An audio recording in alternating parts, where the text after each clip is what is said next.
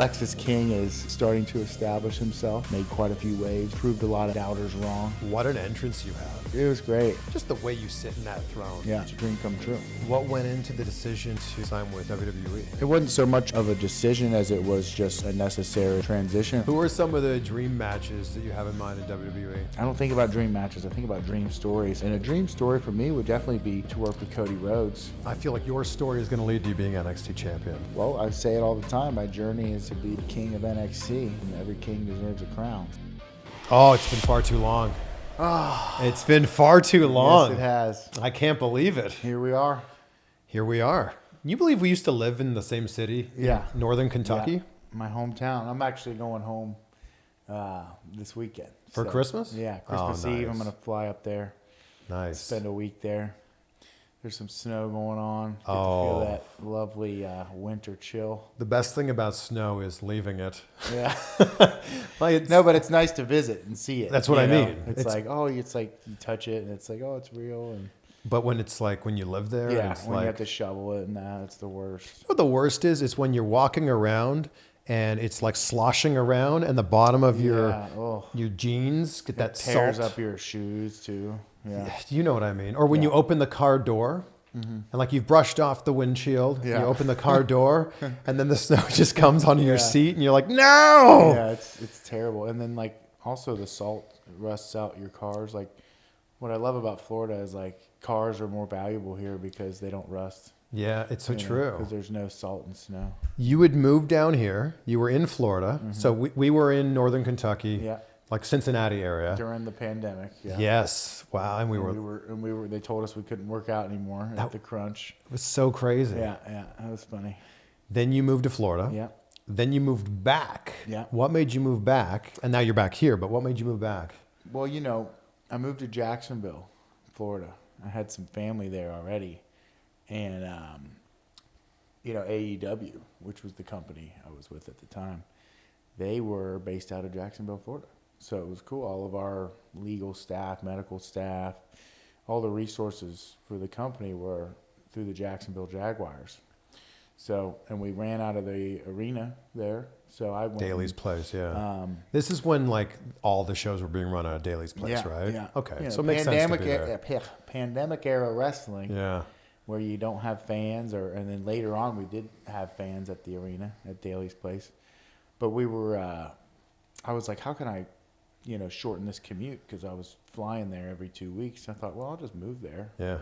And I was 10 minutes from the building. Yeah. I moved in with my buddy Bear Boulder, as you know he's in the Iron Savages, the tag team. Yeah. On AEW, so that was my first like wrestling buddy roommate. Yeah. And. No, it was great. We were 10 minutes from the venue every 2 weeks. Everybody would be flying in, and we'd be just getting a good night's rest and just heading over to the venue and performing our best. And we lived about 20 minutes from the beach. And then after a while, I met a girl that lived on the beach. I moved in with her, and he moved his girlfriend into our place, and things just kind of took off quick, But it was a pretty easy decision to move back home once my lease was up because – we were back on the road. AEW was back on the road, so we didn't have to be in Jacksonville. So it's just being close to an airport. Yeah, it was just be close to an airport. Cincinnati, great airport. Obviously, my hometown. I live right by there too, and I just kind of needed to get a nice little reset. Needed to get my stuff together. Being down there was a very important experience in my life. I learned a lot about myself. Learned a lot about, the wrestling business, but also I needed a place I could train. There wasn't a great place to train in Jax. I went back to the local school in Cincinnati, the NWF, the Bone Crushers Academy, and I started going every week and just getting my mind right, getting everything back in order.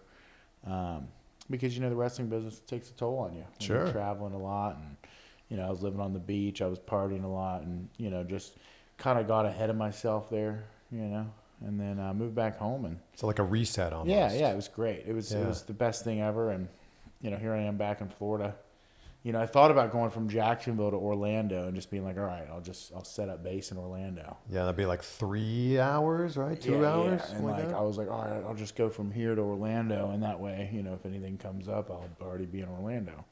But I was like, you know what? No, I need to head home, hit the reset button, and best thing I ever could have done. I feel like I know Brian Pillman Jr. pretty well. Like we go way back, right? Yeah, he was a good kid. Yeah. I don't feel like I know Lexis King at all. Well, I'm here to introduce you. Please. To Lexis King. This will be our first interview. That's right. The other 2 interviews were with Brian Pillman Jr. Who's that guy? I don't know who he is. So. Yeah. No, I don't know who he is anymore. But Lexis King is starting to establish himself on the NXT roster. I would say I've already made quite a few waves. I've proved a lot of doubters wrong. Made a lot of enemies too. Yeah, made a lot of enemies too, and that's kind of comes with the lay of the land, Yeah. The more you succeed, the more people you piss off, and then it's a never-ending cycle. You can't move up in the world without rubbing a few people wrong. What an entrance you have! Ever since your debut, like with that throne coming over with the fog machine. Yeah, it was great. I mean, I'm just sitting in it, and I'm backstage, and I'm thinking like, is this real? You know what I mean? I spent, and this isn't a knock on anybody, but I spent so many months of my career at the previous company just second guessing myself. Like, am I really any good? Am I worth it? A lot of self-doubt. And just to see how my career has done a total 180 since then, I went from just sitting in the back and filming a few dark matches in Orlando here and there, 6-minute tag matches, barely getting in the ring and feeling the canvas, to now I'm sitting in a throne and I'm making my entrance in the biggest wrestling company in the world, you know what I mean? And they have this confidence in me, and it kind of fuels me. I now have confidence in myself. Hell, they gave me the name King, you know what I mean? It doesn't get any better than that, you know what I mean? So just to feel that 180 and to go out there and perform with a certain level of grit and attitude, like, I'm going to prove everyone wrong that didn't believe in me. It's a true, it's a dream come true. We'll get back to it in just a second, but I have to tell you about Magic Spoon, because one of my goals this year was to cut back on sugar, and Magic Spoon makes that easier and more delicious than ever. Their variety pack has 4 flavors: cocoa, fruity, frosted, and peanut butter. And this pack has 0 grams of sugar, 13 to 14 grams of protein, and 4 to 5 grams of net carbs, and only 140 calories per serving. So it's high protein, 0 grams of sugar, gluten-free, grain-free, and soy-free.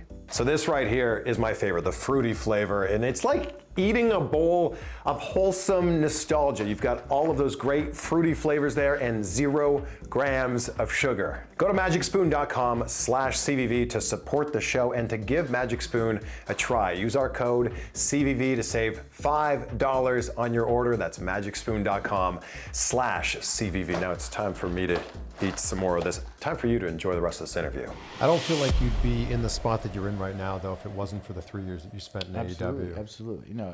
There's no, like I said, there's no ill will, but it's sort of just that mindset. I put myself in that mindset. Nobody else, put me in that. It's just I put myself in that mindset of like, what's going on here? Like, that's sort of that self-doubt of like, and then I kept grinding. Like I said, I moved back home. I kept grinding, going to the local school, trying to find out what makes me tick as a performer. And just the experience living there, the experience I gained traveling with AEW made me the performer I am today. What went into the decision to sign with WWE? It wasn't so much of a decision as it was just a necessary, transition. I think my time came up at AEW, and it was a great run, a great deal financially. I did very well there. But like I said, just that sort of that self-doubt of not knowing the future, not knowing if I'm going to be used or if I'm going to do anything. Well, it was pretty apparent when they didn't re-sign me that I wasn't going to be doing anything there anymore. So, God bless agents and attorneys that, they picked up the phone the day my contract was up and got the conversation started. I would say I think I got a paycheck from both companies in the same month. That's how quickly Wow. quickly the ball got rolling. You know, Wow. because you're so worried. It's like, oh my God, like, are they going to pick me up right away? Like, am I going to be able to go there? But no, the ball got rolling, and the king was crowned pretty quickly. So. Yeah, how'd you come up with the name? So it's funny, the name, like, you know, it was never supposed to be this like royalty come out on a throne kind of thing, and it kind of still isn't. You know what I mean? I would say I'm a little bit more of a rock and roll, you know, kind of guy, but. I mean, look at what you're wearing. You look like you could be in Nirvana. Yeah, like I'm not gonna come out with, you know. I mean, I do have a cane, but you know, I'm not gonna come out and you know, be cosplaying as a king. But the name has a lot of meaning behind it, and I'm sure there's little things that we can play off of. But the true meaning was it was my stepfather's name. It was my little sister's last name, and the first name is my older sister's name. So my older sister, Alexis, was actually an indie wrestler on the scene. She was going by the name Sexy Lexi Pillman. My father adopted her when she was young. Her real name was Alexis Reed, but my father did adopt her. She wasn't biologically a Pillman, but she took on that name as she was traveling, and she was also a dancer. That's how she made most of her living, was dancing. And she passed away in a tragic car accident, so I wanted to honor her. She died when I was about 15. And then my little sister, Skylar, I thought, I'll just put their names together and make a cool name. I actually wrestled my very first indie match as Alex King. So this is an idea and a creative thought that has rested in my mind for 6 years, for as long as I've been wrestling. It was as soon as I got out of training. It's funny, Lance Storm, my trainer, he was like, I don't know about you using the name Pillman. It's a lot of pressure, and you know, maybe you should throw on a mask and go by, you know, some gimmick name for a while. And I'm thinking, shit, I ain't wearing a mask. You're hiding this face? This is all I got going. Yeah, this is all I got going for me. You know what I mean? I can't do a bunch of flippy doos and cartwheels, so I got to show my face. Flippy doos. And I was like, well, maybe no one will know who I am. I'll just use a fake name. No one will know who you are. You look just like the man. I know. So I'm like, all right, I'm going to have my first match. It was with Cody Hawk, the trainer of Dean Ambrose, trainer. Wow. John Moxley's original trainer. So I actually did a little training with him prior to going to Canada. Got a little head start with him and Rip Rogers and OVW before I did my initial training. But yeah, I was like, what can I do? So I was like, all right, I'll go by the name Alex King, you know. And I came out to Pretty Handsome Awkward by The Used. And I came out and I was Alex King. I had my leather vest on. And I literally think I went in there, I gave him a drop kick, and then he like threw me outside, beat me up a little bit, rolled me back in, gave me a package pile driver, and that was it. It was like a 2-minute match. That's the end of Alex King. But I just got it out of my system, and I was like, you know what? Nobody cared that my name. You know what I mean? Like, yeah. I'm just gonna go by Brian Pillman Jr. After that, I was like, screw it. You know what I mean? Like, got it out of my system. You know, the match happened. You know, nobody crucified me, so. Let's just get on with it. I started wrestling as my real name, which is Brian Pillman. Did I see you rolled up in a Lexus today? Yes, I did. So, is this just irony that Lexis King has a Lexus? You know, I'm actually a car guy, so I'm big into cars. I grew up on the Fast and Furious movies, Need for Speed, you know, all that stuff. So, I love cars. I love Japanese automobiles, you know, particularly between 1999 and 2005. So when I got the name Lexus, I thought, man, we got a creative thing here. Living the gimmick. I could be Lexus in a Lexus. What year's your Lexus? So my Lexus is 2004. That thing looks like it's in mint condition. Yeah, it's an IS 300 with 30,000 miles on it. Wow. So the previous owner took great care of it. It's in immaculate condition. And I traded in my Toyota FJ Cruiser for it, and it had like 137,000 miles. So I ended up making money and like getting a really good deal and lowering my payment and insurance and everything. And now I have a car with 100,000 less miles than the previous one. And you're driving a Lexus. And I'm Lexus and a Lexus. I mean, you can't beat that. You know what I mean? I just thought it'd be funny. Honestly, like, I'm the type of person to go do that. Like, I'll go out and make a huge financial decision just to rib everybody. Like, oh, it's Lexus. You know what I mean? It's Lexus and a Lexus. So It's got a nice ring to it. It's pretty good. Was there any talk of you being Brian Pillman Jr. in NXT? Yeah, I mean, I don't want to get into details, but like when I first got there, like everything was just. I mean, it is your name. Yeah, Brian Pillman Jr. Yada yada yada, and I had some talks. They gave me the whole, we can't keep your name kind of talk, and I thought, well, I don't want to make it seem like that's a bad thing, And honestly, coming into it, I've always sort of fantasized about having my own wrestler name because my whole career I've had his name. Mm-hmm. My whole life I've had someone else's name. I've been walking around for 30 years with someone else's name. Brian Pillman is a name that my father made. He made that name on his own. You know what I mean? There's not much I can add to it. And he's a man you don't really know. Mm-hmm.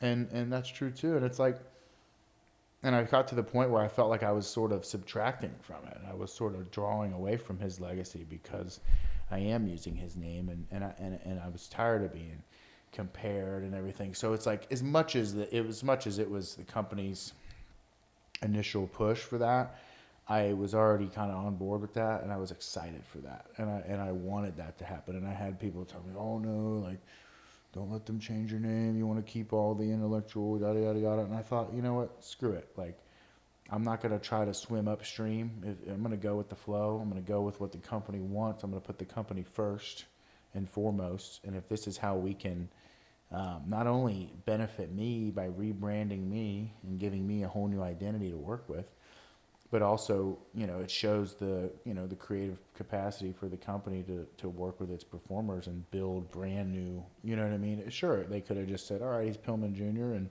we play the clips of my dad playing football and boom, boom, boom. And then it's like, where do we go from there? Yeah.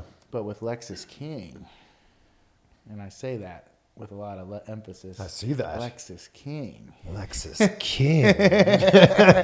With Lexis King, we have so many places that we can go and explore my true personality, which is, not my father's because he didn't raise me. And we have this sort of this dark story where, I am the son of my stepfather, right? Like he influenced me. He raised me, albeit terribly, he abused me and neglected me. But that's what makes me a king, right? I am a king because I was raised and influenced by that man. Yeah. And whether that means I have certain habits or tendencies that a guy like him would have, then that's who I am. It would be more. I'm a lot less of a Pillman. You know what I mean? I would be more of a Pillman if my father was around, but he wasn't. So internally, I am a king. I am Lexis King. So my little sister's family has invited me to their Christmas this year. So I'm going to be spending Christmas Eve with the King family. Wow. You're going to be dining with kings. Yes, I am. And it's cute because a lot of them have kids now. My cousin Tyler and Travis, they all have kids. And even my stepfather has another young kid. Does that make them princes and princesses? I guess it does. But they're all super excited because, they see me on TV. And they're like my biggest fans because I'm using their name on TV. And so I have all these young kids that are excited to see me for Christmas, and I'm going to bring them some autographs and things like that.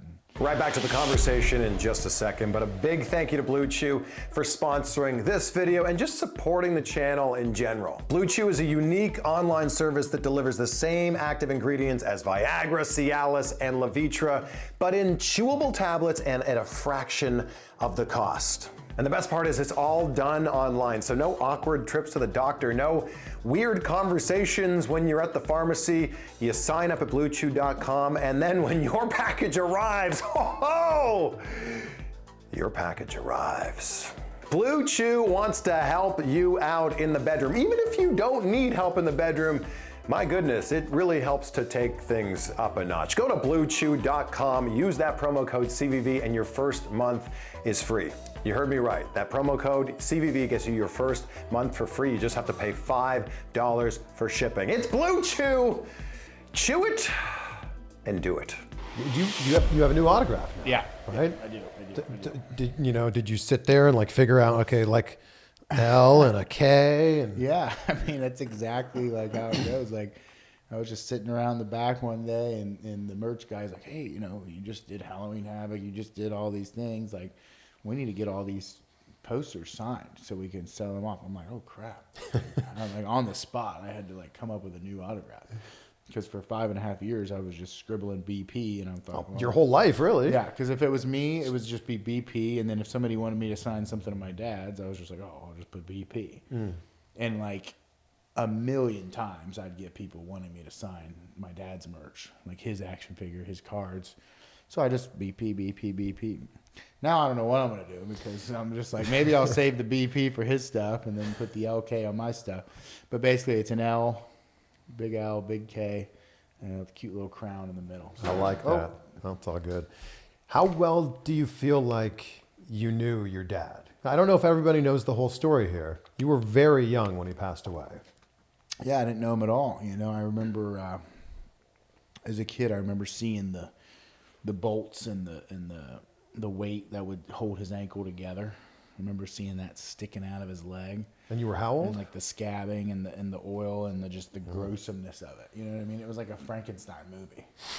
And I was like 3 or 4, but I vaguely remember it. You know what I mean? Like, because I'm just like this tall and he's sitting in a chair like this, so like the ankle's like right in my face. You know what I mean? I'm just like, oh my God, like my dad's a cyborg, you know, like I vaguely remember that, but that's it. That and his voice, you know, maybe, but I don't remember much about him. So you know about it as much about Brian Pillman as fans do, like from watching, you know, old footage. Yeah.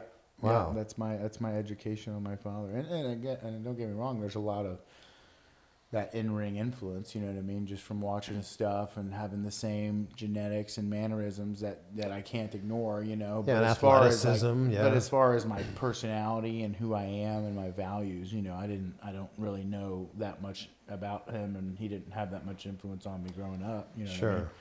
You know, I would say I have my Uncle Mike to thank for, you know, the very well put together man I am, you know? But I also have my mother and my stepfather to thank for, you know, some of the other traits of my personality, you know what I mean? So, like I said, I'm a lot more of a King than I am a Pillman. I feel like you have matured a lot in the last. I've known you almost 6 years, I think.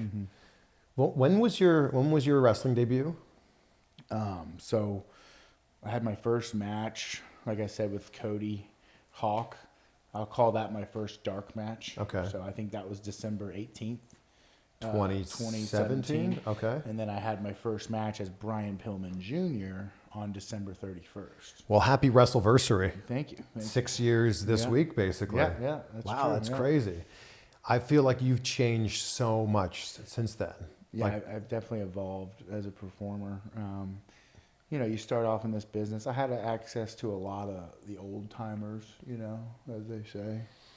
Because of my father, I would go to conventions and I would see all the old school guys, and they would be giving me their advice and this, that, and the other. So there was just so much information overload when I first started that it was just kind of hard to, like, you know, and then you got the new guys and they're doing all these crazy spots and they're like, oh, that's fucking cool. And they're like, that's getting over. And then it's like, oh, the old guys are like, you know, go out there and walk and talk and, you know, I ain't bumping tonight type of shit. And it's just like, what the hell?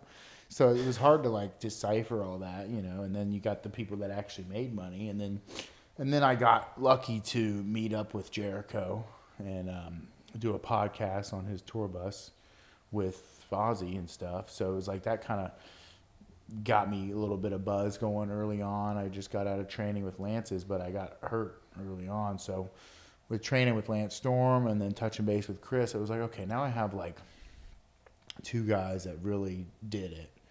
They really get at the highest level. And they're friends, and they've both kind of helped me get started in my career. So I would go to Chris a lot early on, and then it was like, okay, now I can kind of weed out like what's important and like and the people that have been there, done that. And then even coming to now, it's like a whole nother world at the NXT Performance Center. It's like I don't even have to think, you know, they do all that for you. It's like you pick your coach, then you just stick with them. You know, right now my coach is Fit Finlay.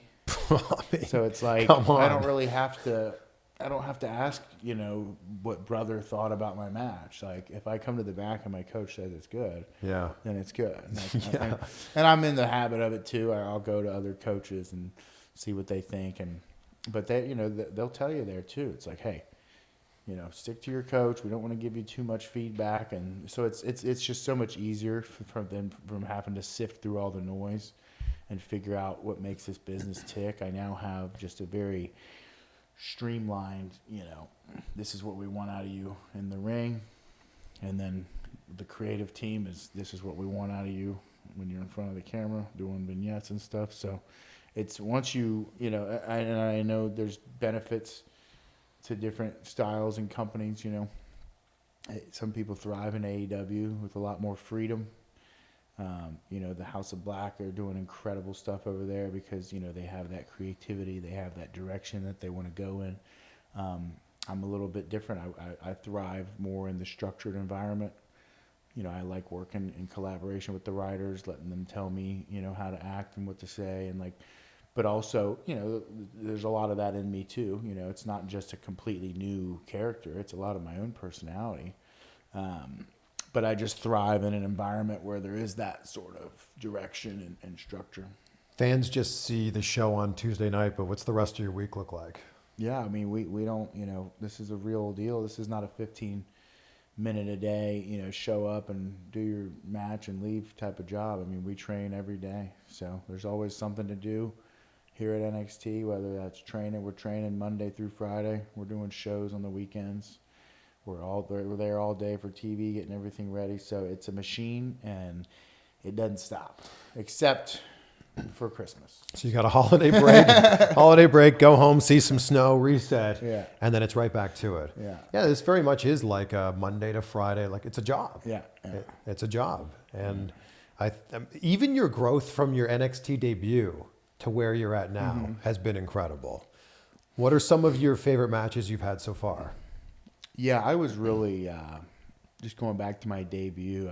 It was like you can kind of see it in my eyes from that first match until my match the other night in the NXT Breakout Tournament.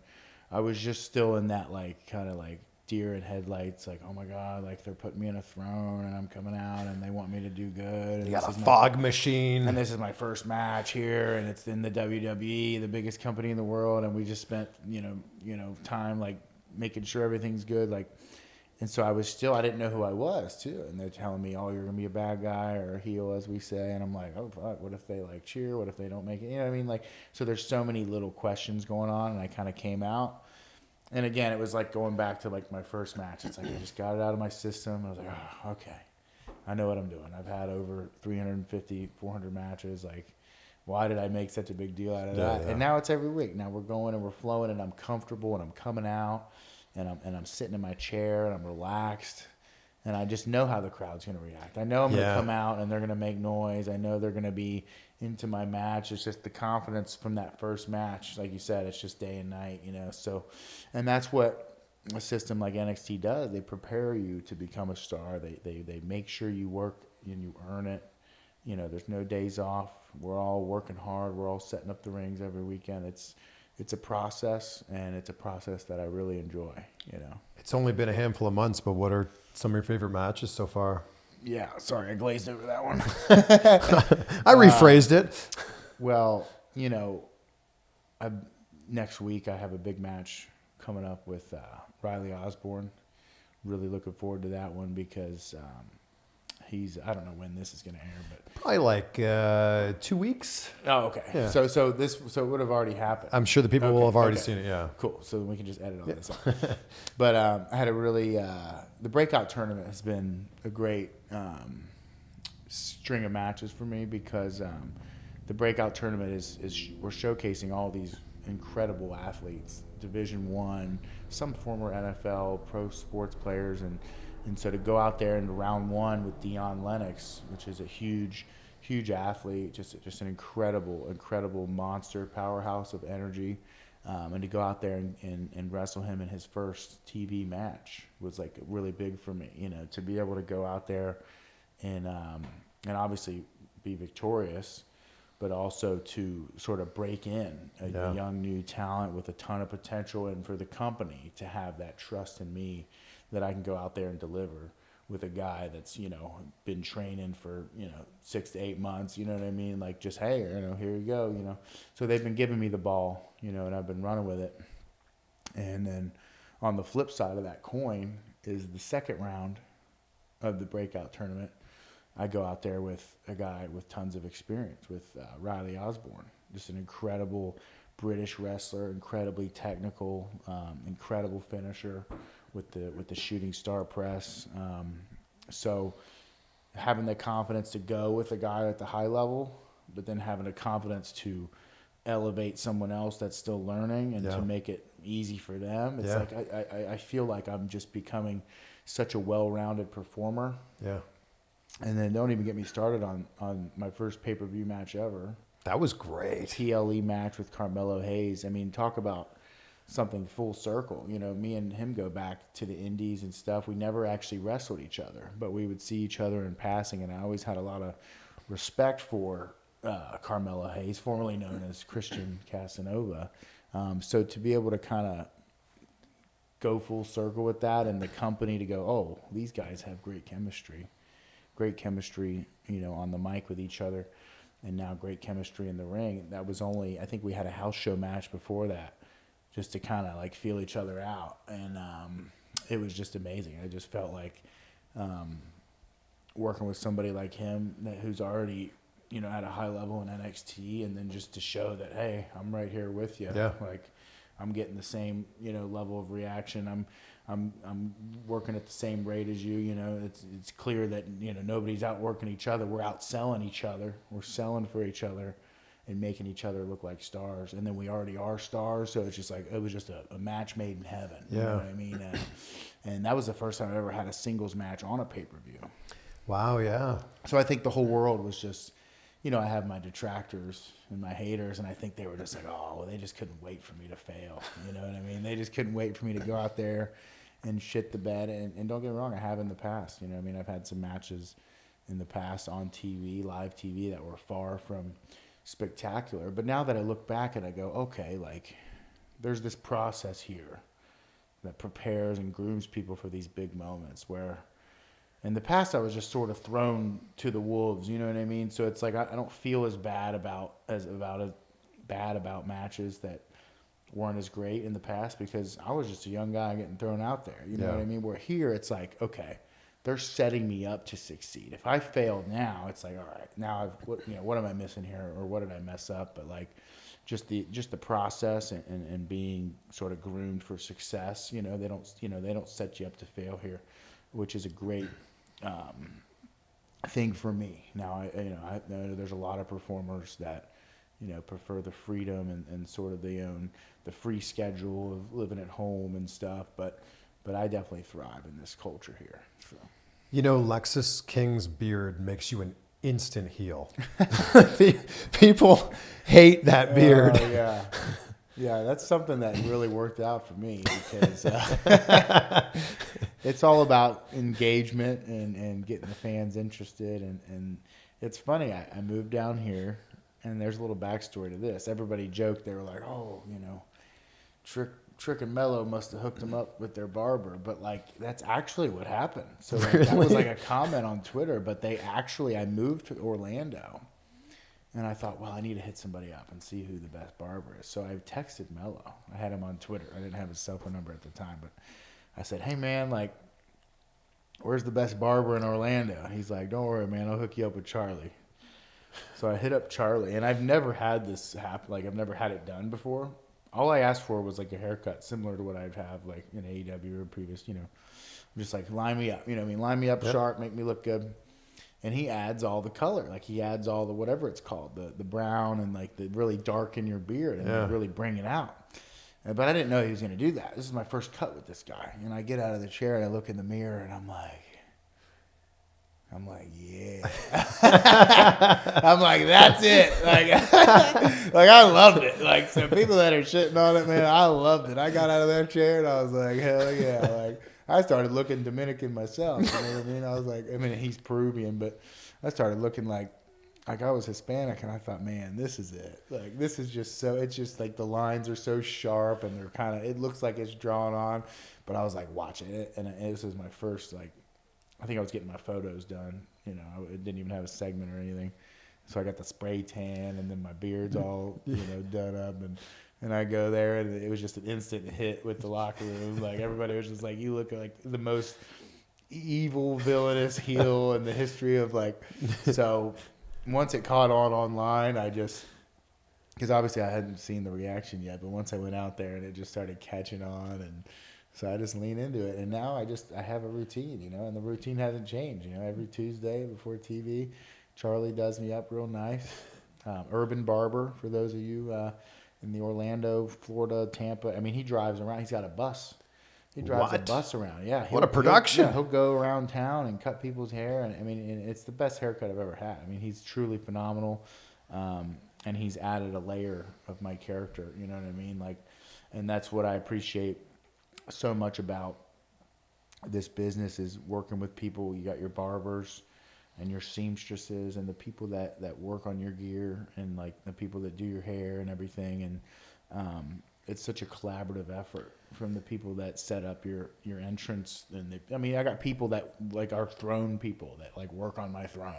They have to like pull it out and shit. Like, there's just it's on like pulleys. I think they might have added an engine to it or a motor recently. I don't know. It might have its own drive now, but like for the first couple weeks, it was just like they were pulling that shit out.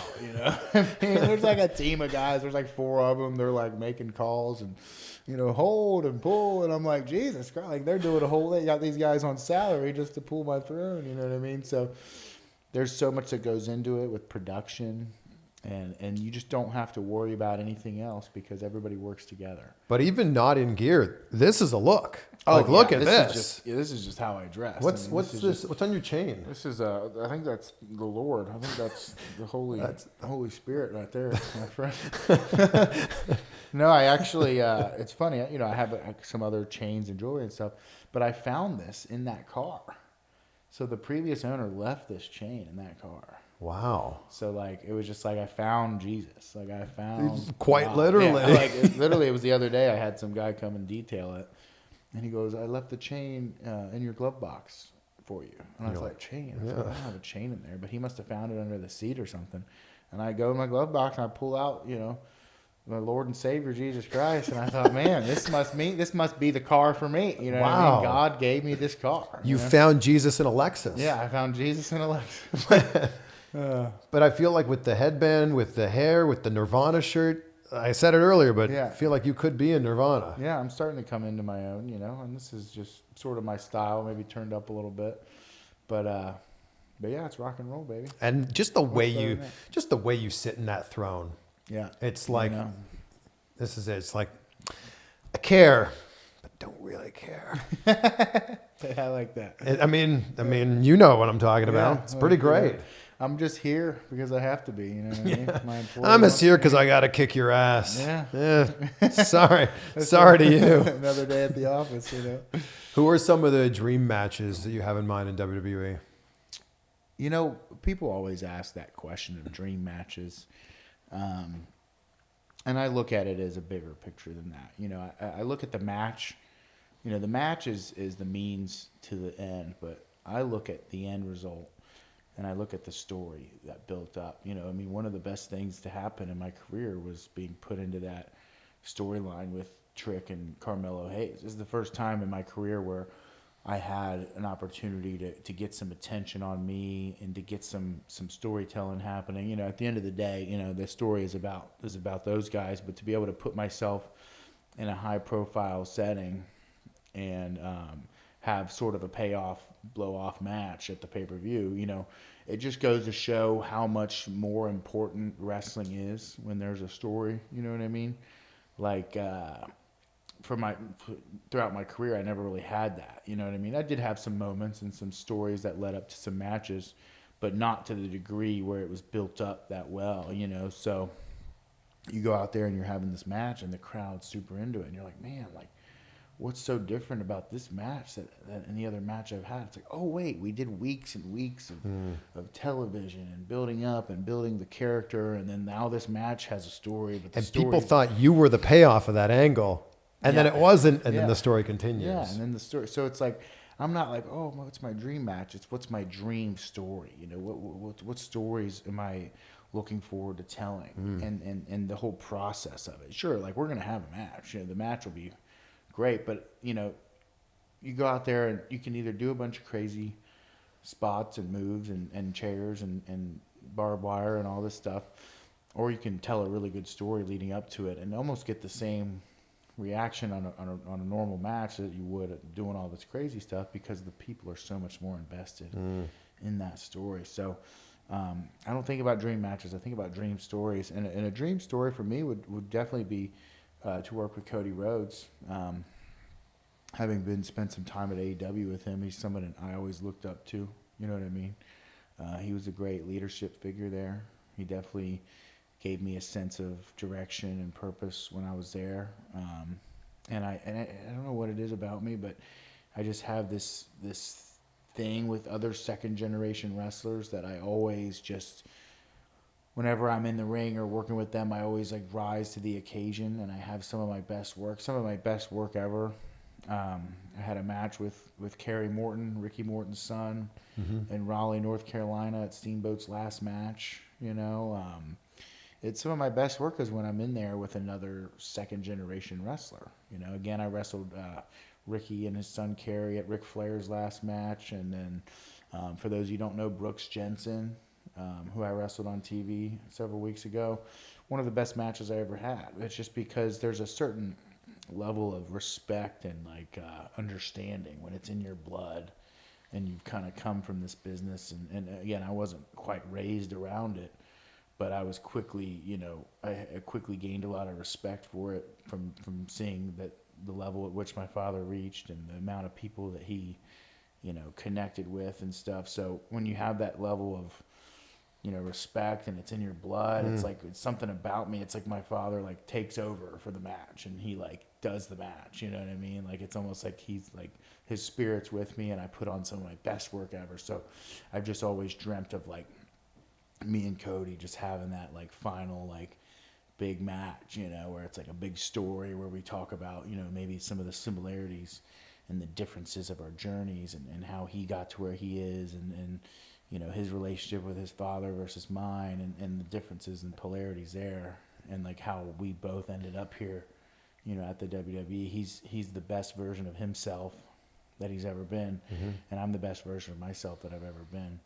And we could talk about the journey and how we got here, and obviously have a great wrestling match. You guys have never worked together? No, never even locked up with him, nothing. Wow. Spoke to Cigar with him.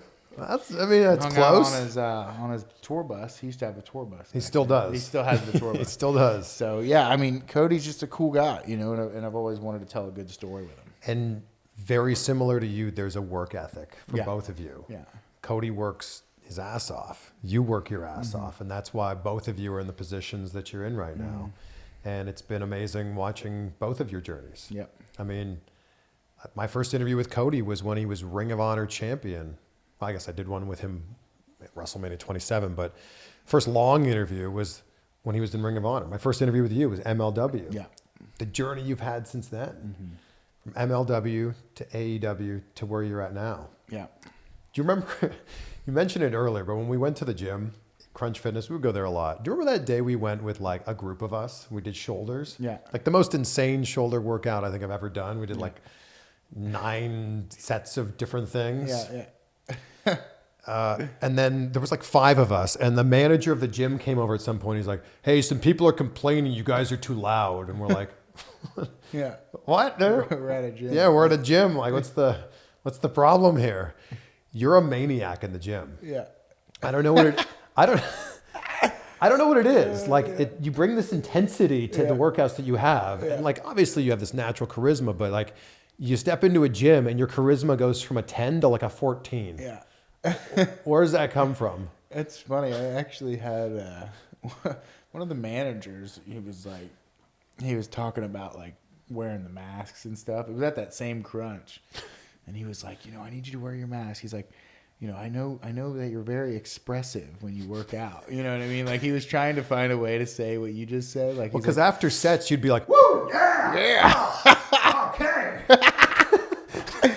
No, because like sometimes I'll have my headphones in too, and I do like to make like noise because there's something to it. Like when you exhale, it's like the same thing in boxing. Like you know what I mean? Sure. Like, anytime you exhale with a little bit of noise and you release that energy, it helps your body like propel weight, forward. So, no, I am a loud ass dude in the gym for real. But no, I think it's just the vibe. You know what I mean? I've been working out since I was 12 years old. So I've been. Is that how wide? Like that's why you're so wide? I think that's part of my father's genetics. I've had wide shoulders since I was a baby. You know what I mean? I've always had just these wide shoulders. But I've been in gyms, bench press, like doing heavy lifts since I was 12. When I was a freshman or 8th grade going into freshman high school football, it was a public school, but it was a really big public school. We had a good like football team, it was a very serious organization, and they started us weight training as soon as we were like on our way to 9th grade. So the summer before freshman year. Oh, wow. So, and I was a bit younger than everybody because I'm a September birthday. So I'm 12 and I'm squatting and I'm fucking benching, and I just built on it from there. I'm 30 years old now, so that's 18 years of working out. And, yeah. I've had my breaks and stuff here and there, but for the most part, I've worked out. Like it's an enjoyable experience for me. You know what I mean? Yeah. We've had a pretty busy schedule recently, so it's like I need to get back in there. But I belong to a place now called Iron Religion, which is like a nice bodybuilding gym here in Orlando. Yeah. But yeah, I've always just had a lot of energy in the weight room. I think it goes back to being on the football team and that competitiveness and everybody working out, trying to get each other's maxes up, and just, you got all the mirrors there, you can check out your physique and all stuff. the angles. So, you yeah. lift a lot of weight. Like, when we were squatting some days, I'd be like, just maybe remove one of those plates. I'll be fine. I mean, I think I can lift a decent amount, but you're on another level. Yeah. Thank you. And maybe that's just from doing it since you were 12. Yeah. That's crazy. Yeah. And it's just like, you get into the repetition of doing the same workouts over and over, but you got to mix it up every now and then. And I remember you sent me some workouts on those those pictures, those workouts. Those were from Will Ospreay. Great. I use those forever.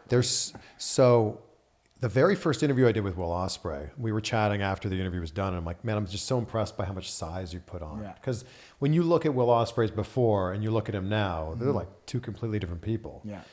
And he goes, oh, I'll send you some workouts. And I thought he was going to like send me like a Word document or like some text files. It was just those photos. Yeah. And they're fantastic workouts. And they're great. I use them all the time. I'll go through our messages to find them. I sent them over to you. Like, yeah. I bulked up quite a bit, and then I got down. And I just turned 40 in May, and I wanted to get in the best shape of my life. Congrats, for 40, I thank you. I can barely tell. I appreciate it. I can't tell, honestly. Yeah, you look very young. So I wanted to be in the best shape of my life for turning 40, and then my daughter was born a week later. So I was like, it's time to dial this in. And I used so many of those workouts that he sent me. That's amazing that years later you're still doing them. Well, there's like a lot of supersets on there and stuff. And I'm a big fan of supersets and that, and just going from one thing to the next and not like, taking too much rest in between. So it's like, it was a good little setup for me. I've been using that for a while. The start of your entrance theme says, "My way, my life." What does that mean to you? It was funny. They called me up one day. They were like, "Hey, I need you to come up to the PC to film a little sound bite for your entrance." And I'm like, "Okay, cool." Because before it was just your music. Yeah. And then it was like, well, "What is it?" And he goes, "Oh, it's just something quick. It's gonna be like my way, my life." And I'm like, "All right, that's what they want." So I said it like 5 or 6 different ways, like my way, my life, my way. My life, my way, my life. Like I changed it up each time. And then they finally settled for my way, my life. Mm-hmm. And then the music hits. And that was the first thing I said to the camera after my debut match too. And I think it's a cool little, it's like saying like, this is my life now. This isn't Brian Pillman's life. This isn't my father's life.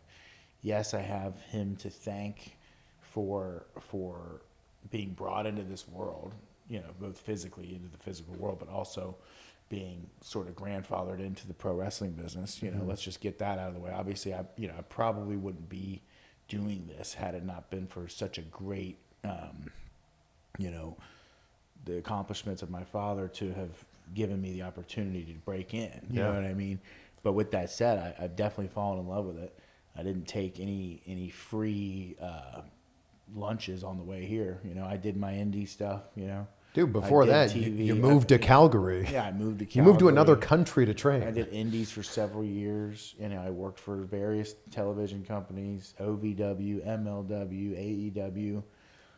You know, I didn't just walk into the NXT door and say, give me a job. You know what I mean? I tore my shoulder, I tore my knee, my hips tore. You know what I mean? I paid a lot of dues to get here. And so it's kind of just a way of saying, you know what, like sort of disparaging his name and getting away from it is my way of saying, you know, I'm doing things my way. This is my life. I want people to respect my work and stop comparing me to him or stop assuming that I'm only, you know, I only got this opportunity because of my last name, you know. I think maybe at the beginning, you know, sure, I got a lot of extra indie bookings and a lot of recognition, but I mean, shit, 5 years of working my ass off. So, and then now you have NXT giving me a shot. You know, I don't think that I didn't earn it. You know, we got guys that have been training there for a year and they're, you know, coming out of college, you know, D1 and all this, and they're getting, you know what I mean? Like, so everybody pays, you know, everybody plays a different role and everybody takes a different pathway. Well, your name can only get you so far. Yeah. Like maybe it can get you in the door, but after that, it's up to you. And that's something I've really, like, had to deal with my whole career, like the imposter syndrome. Am I really that good? Am I really worth it? Or am I just marketable because of my name? And then to finally just be able to just throw it to the wayside and become Lexis King. And this is I'm doing things my way. This is my life. You know, I'm going to wrestle how I want to wrestle. I'm going to wear what I want to wear. I'm going to be myself. And people can make the comparisons to him all day if they want, because I'm not using his name anymore. So it's like, you can love Lexis King, you can hate Lexis King, but Lexis King is his own man. He's doing it his own way, and it's his life. And that's just like the best thing that could have happened, you know. And I love that little sting. I love that little line. And every time I come through that curtain, it's like, I'm doing it. This may be an interesting question, but is Brian Pillman your favorite wrestler? He's definitely up there. You know what I mean? Like, I really liked his horseman run, you know. I really liked when he was just sort of that like cocky, you know what I mean? Like, and he was such a ring general too. Like he was such a good worker that like didn't really matter who he was out there with. Yeah. Like with great people, he'd have great matches. Yeah. But with guys that were not considered great workers, he would carry them to good matches. So it's like he was just so good anywhere you put him. Yeah. And obviously he was such an innovator with the flying and then like later on with the loose cannon. But my favorite is like the in-between of that. Like everybody's like, oh my God, Liger, and then oh my God, he was a loose cannon. But like I just like all the cool shit in between, you know, when he was kind of like just dressing like a star and was like with the horsemen and like, you know what I mean? Like the middle of the career, kind of the meat and potatoes of it. Yeah. Where he was just like super respected for his work, you know what I mean? Like, yeah. And he was just a cocky heel. Do you feel like you have a little loose cannon in you?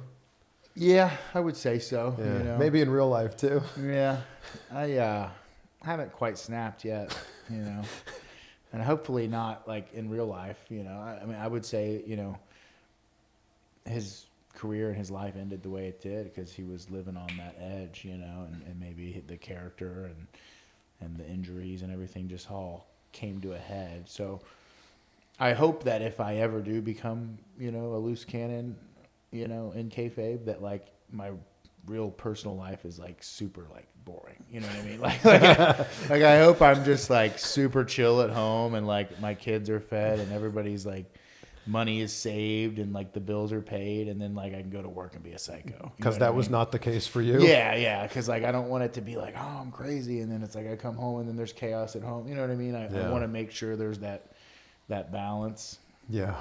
Right now it's kind of just like a building stage of like getting my shit together. But also I think like, it's together. But also like building my stock in NXT and in WWE and like building up that person of who I am, you know? But I think at some point, you know what I mean, there might be a little, you know, I don't know, maybe never, you know what I mean? Again, everybody's like, oh, he's going to be a loose cannon one day, but it's like maybe Lexis King doesn't go down that road. And if he does, it'll be its own reason for it. It'll have its own twist. You know what I mean? Like, Lexis King is Lexis King. If I'm crazy, it's because of how, my childhood went and how my stepfather abused me and how I was neglected by my mother and how I have all this built up hatred towards the world that I'm going to take out on everybody in the ring. You know what I mean? That's my crazy, right? I'm not crazy because my dad was like a loose cannon crazy. I'm crazy based on my real life, you know what I mean? And how that plays into my wrestling, you know what I mean? So I have all my own reasons for wanting, to snap at some point, but like, maybe I will, maybe I won't, you know what I mean? Lexis King has a lot of composure, he has a lot of, he's a king. Yeah, he's in control, you know what I mean? There's probably a little sadistic mind in the back there, but right now I'm just soaking up all the attention and having some of the best matches of my career. So you told me a great story years ago about Stone Cold randomly calling you and being like, I've got your dad's weight belt. Yeah. You still got that? Yeah. So I've got 3 now. So. Cardillo weight belts? Yeah, they're all Cardillo. Shout out to Cardillo weight belts, best weight belts on the planet. Steve Cardillo. And then I got another one later that he made for me, orange and black. The first one said flying on it. It was in purple, black belt, purple with white letters. That was the one Steve gave me. And then Cardillo reached out. He saw me wearing it and said, I'm going to send you your own. So he sent me a black and orange one, black with orange letters. It says Pillman. I rocked that for a while. Well, now my last name's King. So I just recently, in the mail from Cardillo, got a brand new black belt with gold letters, matches my new gear, and it says King, and it's got 2 crowns on it. That's awesome. It's, just to have support like that, because he knew my father too, I believe, Cardillo. That goes. And going back to, like, I meant to get into this, but going back to what you're talking about with the bodybuilding and the weightlifting, like my father was also a great influence in that world too. He was a huge bodybuilder, and he actually worked with the developers of Hammer Strength and developing their machines. Wow. So like being in a gym and working out is also something that's kind of in my blood. You know what I mean? Like, cause having played football at Miami of Ohio, and then playing for the Bengals and having the relationship he had with the strength coach there, you know what I mean? It was kind of similar. Like I played football, but then I played college lacrosse. So it's like I've always been in a weight room, I've always had that in me as well, When you talk about loving stories and building stories, I feel like your story is going to lead to you being NXT champion one day. Lexis King, NXT champion. Is that a goal that you have?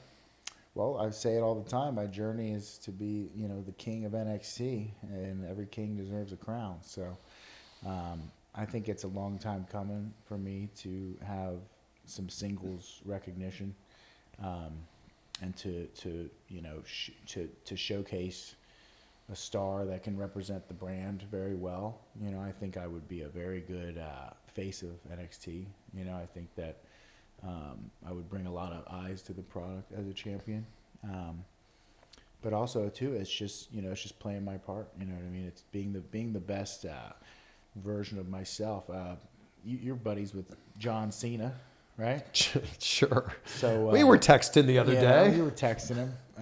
He actually came and did a seminar with us at the PC, and I thought, okay, like, I'll go and see what's going on. But man, I'm so glad I went. I mean, it was the most enlightening. Like, it wasn't just like little questions that people would ask, like, oh, what do you think about, what's your favorite food? Like, no, like we were getting into it. Like we were talking about, contract negotiations and like how to, all this different stuff, how to get it. Like, I'm so glad I went. It's like a master class. Yeah, and it was amazing. Like, and the amount of like questions that we were able to ask and get answered. And one of the coolest things he said was that, like, it was just like, you can't control the booking, you can't control who's wearing what belt or this, that, or the other.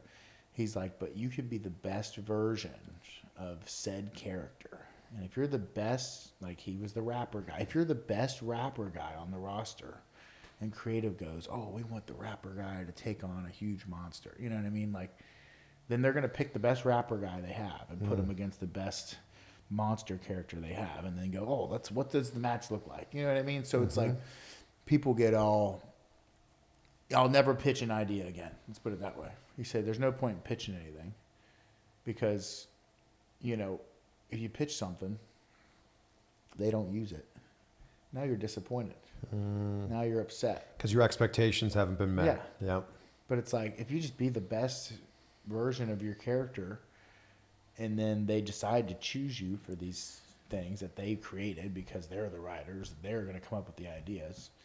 And it's like, they don't want you pitching them stuff. They want to come up with it because it's their job. You know what I mean? So I think, and it's kind of a contrast from the company I was at before, where that was where our success came from because there was not as much of a writing team there. So anytime I would pitch, and I've had successful pitches in AEW. I pitched Julia Hart to join the Blondes, and I pitched the name and you know what I mean? So I had, my pitch was successful. I must be doing something right. But it's like, here at WWE, we don't have, you know what I mean? We have people for that. We have writer, we have creative. We don't have to pitch ideas. We just have to be the best in-ring performers, on the mic performers, and be the best fucking rock and roll, sleazeball, conniving, fucking pick me, look at me kind of guy. Insert myself into every, you know what I mean? And then if I'm the best dirtbag that they have, that dresses like a rock and roll wannabe, then they're going to pick me for those roles. You know what I mean? They're going to go, you know what? We really want this sleazeball guy to take on our top babyface, Carmelo Hayes. And then, like, you know, he'll prove them wrong and prove all the haters wrong, and it'll be a good story. Well, there you go. Yeah. I'm not going to go to the office like, you know, I really want to do a program with so-and-so. Like, I'll never do that again. And John Cena told me, he said he's never pitched an opponent in his entire career. John Cena said something to me during one of our interviews that I'll never forget. It's great wrestling advice, but it's just great life advice. Control the controllable. Yeah. You don't have control over what people do or what other people say, but what you do have control over is how you react to those situations. And he talks about the same thing. Like, people forget that John Cena, before the Thugonomics gimmick, was on the cusp of getting cut. Yeah. And he took that gimmick, or it became a gimmick because Stephanie McMahon heard him rapping on the back of a bus one day. And she's like, oh, that was really good. Where'd you come up with that? He's like, oh, I just, off the top of my head. And she's like, would you want to do that on TV one day? And he's like, sure. Yeah, I guess. And that saved his career. Yeah. So it's so interesting that there's only a few things you can control. Yeah. Matt Cardona said this to me recently. You can control how you look in terms of like how jacked you are. Mm-hmm. You can control the color of your gear. You can control the intensity in which you work. Yeah. That's about it. Yeah. And if you have control of all those things, no one can stop you. Yeah. That's exactly what you're saying. Yeah. And, you know, and I like that. I like not, you know, I used to write all my own promos. I used to do this and that. And it's like, now it's like, they write it up for me. I can see it. I can digest it, you know. I have to be myself. I have to be the best version of that character. But a lot of the heavy lifting is done, you know. And that's what makes a great production. I think that's what makes a great show. The more you can collaborate, the better, I think. You're turning a lot of heads in NXT. Thank you. A lot of people are noticing what you're doing. Yeah. And every week you're putting on fantastic matches. I feel like 2024 is going to be something else for you. Yes, it will. 2024, the year of the beard. So you can control the way your beard looks. You can control the way your beard looks. Control the way your hair looks. Which it's just sad to say because for most of my career, the highlight has been my hair. I mean, it's and fantastic now it's taking hair. a back seat to the beard. Like, I didn't know it could get any better. You know what that's I mean? better? I don't know. I think the beard is like surpassing the hair. But look, a lot of people can grow a beard. Yeah. Not everybody has a mane like this. But like now they used to be like Pillman's mullet. It's not really a mullet anymore. Well, no, like that's what I'm saying. It used to be these accounts. It would be Pillman's mullet. Yeah. And they would like retweet. And now the new accounts are Lexis King's beard. Or Lexis King's Riz. My Riz has been off the charts. Yeah, you got a lot of Riz. Which I just found out what it means. Because I'm old. Well, you're older than me, but I'm old too. We're both old. I also just found out recently. So I looked it up. So it's short for charisma. Riz. Charisma. But like it's used in like to describe a man's like game You got a lot of Riz. You're overflow. You were oozing with Riz. I was rizzing all over the place, you know? Maybe not so much with that one. You know? That could be your shirt. Yeah. Riz all Riz on you. Sorry, that came out weird. Riz. Yeah, Charisma on you. That's what I mean. I've had some opportunities to showcase my Riz on NXT TV. So it's been quite successful. So good to be able to catch up with you. Mm-hmm. Really good to get to know Lexis King. And we weren't doing this before, so I'm so excited about this. Gratitude's such a huge part of my life. I wake up every day, I say out loud 3 things I'm grateful for. Mm-hmm. It sets the tone for the day. We do it, my wife and I, before we go to bed every night. And now we end every interview with that. So what are 3 things you're grateful for, Lexis King? Well, I wanted to say this earlier, so I guess I'll throw it in now. So, first thing I'm very grateful for is my coaches. I follow a lot of the kings and conquerors of the past. I read about them in nonfiction books, and Alexander the Great was a huge example of someone that went and disparaged his father's legacy to create his own. And that's someone I've been studying. And one of his quotes was, "I am indebted to my father for living, but I am indebted to my teacher for living well." Wow. And so that kind of describes my life in a nutshell, where it's like, yeah, I owe it to my father for reproducing and creating me and giving me this great name. But I owe it to, Fit Finlay. I owe it to Matt Bloom, Lance Storm, Shawn Michaels. I owe it to all these guys for making me who I am as a performer so that I can live well and put food on my table. Love that. So it's something I'm very grateful for, especially just being new here in NXT and seeing how it has done a complete 180 on my career. I'm also very grateful for the girl I've been seeing lately. Her name is Emma. She's been a great rock for me and helping me, maintain my place, keep everything clean. We train together, we've been staying a lot together, so she's a good positive influence in my life. And I'm very grateful for my Aunt Linda, as you all know. Linda Pillman. I wouldn't even be wearing these clothes right now if it wasn't for her. She took care of me, brought me in when I was young and made it so that I could finish high school and into college and gave me a foundation, like a home, which I'll be going to this Christmas. So, yeah. What a great way to wrap things up there. Thank you. Brian, Lexis, it's good to be able to spend some time with you, man. Thank you. It's been a pleasure to reconnect, my friend. Good to see you, man. Pleasure. And congrats on everything. Thank you.